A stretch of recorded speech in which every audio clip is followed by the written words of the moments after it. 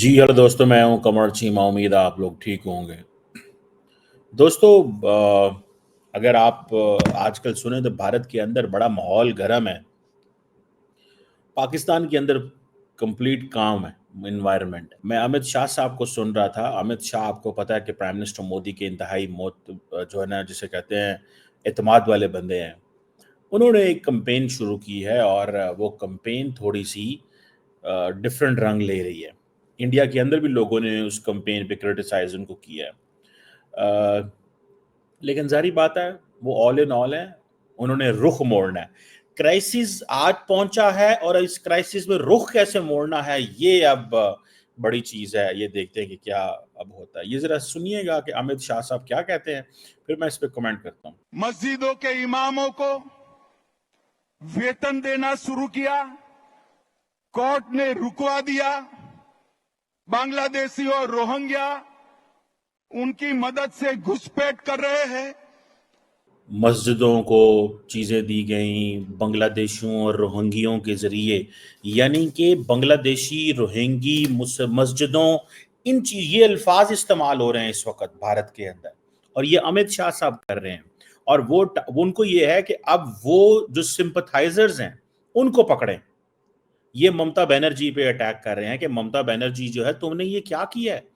तुम ये क्यों मुसलमानों को, बांग्लादेशियों को ये घुस बैठिए, मस्जिद के इमामों को। भाई, मस्जिद का इमाम भी तो वैसे ही है जैसे वहां पे किसी मंदिर के हैं, क्योंकि आबादी है, 25 करोड़ मुसलमान है वहां पे।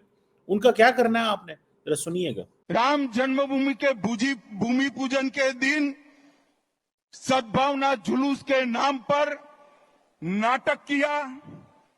दुर्गा पूजा का विसर्जन पोस्टपोन किया। मुस्लिम कर्मचारियों को रमजान में आधे दिन की छुट्टी दी। मुसलमानों को और रोजे वालों को रमजान में आधे दिन की छुट्टी दी गई। ममता बनर्जी के ऊपर पूरी चार्ट शीट है। सो माहौल गर्म है जनाब। अमित शाह साहब ने माहौल गर्म कर दिया है। वो समझते हैं कि भाई ये मौका है कि अब दोबारा इस कार्ड को जिंदा करो। ये कार्ड जो है, ये कार्ड दफन हो गया था, इस कार्ड को जिंदा करो। क्योंकि अवाम के अंदर दोबारा स्पेस कैसे बनानी है?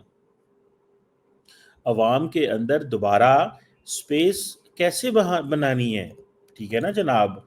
आप देखें, ये उन्होंने एक तो स्पेस बनानी है, और दूसरा ये है कि उनको इस चीज़ का पता है कि ये हम नहीं स्पेस बनाएंगे तो जाएंगे हाथ से।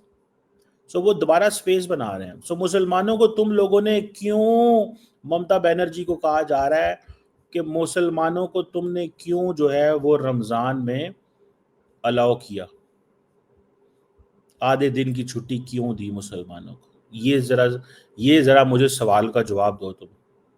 ये सवाल का जवाब दो तुम मुझे। मुसलमानों को क्यों छुट्टी दी गई? क्यों तुमने मुसलमानों के साथ उनको ये अलाउ किया? क्या वो बेसिकली कह रहे हैं कि ममता बनर्जी मुसलमानों का वोट बैंक लेना चाहती है। और सबसे जो खतरनाक बात है वो ये है, केरला स्टोरी पर प्रतिबंध लगाया और हाजी नूरुल इस्लाम को टीएमसी का टिकट दिया। और अंत में सबसे बड़ी बात, मुस्लिम वोट बैंक को खुश करने के लिए ममता दीदी आपने ऑपरेशन सिंदूर का भी विरोध किया। ऑपरेशन सिंदूर को, उसका विरोध किया। मुसलमान वोट बैंक को खुश करने के लिए ऑपरेशन सिंदूर के ऊपर क्वेश्चन मार्क लगा दिया। So the moment you question operation Sindoor, आपकी खैर नहीं है। ये जरा समझिएगा। ऑपरेशन सिंदूर को आप बात नहीं कर सकते इंडिया के अंदर, क्योंकि वो कहते हैं ये फौज ने किया है। और लोगों का क्या कहना है कि फौज ने तो किया ये ऑपरेशन। जारी बात है, इंडिया की आवाम इंडिया की फौज के साथ खड़ी हुई है। अब ममता बनर्जी जो है उसकी सख्ती आ गई। और वो क्योंकि मोदी साहब के ऊपर पहले भी जरा टफ टफ टाइम देती है मोदी साहब को। And she is popular in Bharat for so many reasons. और मतलब she is tough, she is old, she is energetic, so many. तो अब वो कह रहे हैं कि तुमने मुसलमानों को क्यों दिया, तुमने मुसलमानों का वोट बैंक लिया। भाई, मुसलमानों का वोट बैंक सबका नहीं है क्या? मुसलमानों का वोट बैंक बीजेपी का नहीं है, कांग्रेस का नहीं है, ममता बनर्जी का नहीं है, असदुद्दीन अवैसी का नहीं है, आम आदमी पार्टी का नहीं है? पंजाब के अंदर नहीं है अकाली दल, दिस दैट, ये सब लोगों के क्या वोट बैंक नहीं है मुसलमानों के? जहां जहां जो है वो मुसलमानों का वोट बैंक है। तो अगर कोई ऐसी ऑपरेशन सिंदूर की, अब वो चक्कर क्या है, ये पाकिस्तान में भी होता है। ये जो कुछ हो रहा है, अगर इमरान खान की पार्टी इसके ऊपर जो पाकिस्तान में हो रहा है, क्वेश्चन मार्क करेगी, हुकूमत कहेगी लो इंडिया को सपोर्ट कर रहे हो। ठीक है, ये होता है, दिस इज गोइंग ऑन, ये चलता है, ये होता है, ये करते हैं। ठीक है ना जी, ये करते हैं। मुझे ये लगता है, ठीक है ना जी, मैं ये समझता हूँ कि ये एक बहुत बड़ी डेवलपमेंट है। ये ज़ाती तौर पे मैं समझता हूँ कि इंडिया के अंदर अमित शाह साहब का एक्टिव होना, जलसे जुलूस करने, रोड शो करने, दैट इज इंपॉर्टेंट, इसको देखा जाए। कार्यकर्ता भाइयों बहनों, मुझे बताइए, ये तुष्टीकरण बंगाल में चलने देना है क्या? जोर से बोलो, चलने देना है क्या? आज संकल्प कर जाइए कि 2026 में ये ममता बनर्जी की सरकार को मूल समेत उखाड़ कर हम फेंक देंगे। बंगाल के अंदर बात की जा रही है कि ममता बनर्जी की सरकार को उखाड़ के फेंक देंगे, ममता बनर्जी की सरकार को उखाड़ के फेंक देंगे हम। ठीक है ना जी, ये चीज है, ये चीज वो करना चाहते हैं। समझ लगी आपको बात की? वो कहते हैं ममता की सरकार को उठा के फेंक देंगे हम, हमें हर कीमत के ऊपर ये चीज, हमें ममता को फारग करना है। अब ममता के ऊपर क्या है कि तुमने जनाब ऑपरेशन सिंदूर के ऊपर क्वेश्चन मार्क लगा दिया, तुम्हारी ये हिम्मत, तुम्हारी ये मजाल, तुम होते कौन हो? ये सारी चीजें आपको मैं मजे की बात बताऊं, things are getting very very different. India के अंदर चीजें बहुत बहुत डिफरेंट चल रही हैं, और उसकी एक ही वजह है, ठीक है ना जी, उसकी एक ही वजह है, वो वजह ये है कि मोदी साहब जो हैं उनको ही हैज़ टू कम बैक, उनको कम बैक करना है। और वो कम बैक तब हो सकता है जब पूरी ताकत से अपना जो वोट बैंक है, अपना जो नैरेटिव है, वो नैरेटिव को लेके आना है।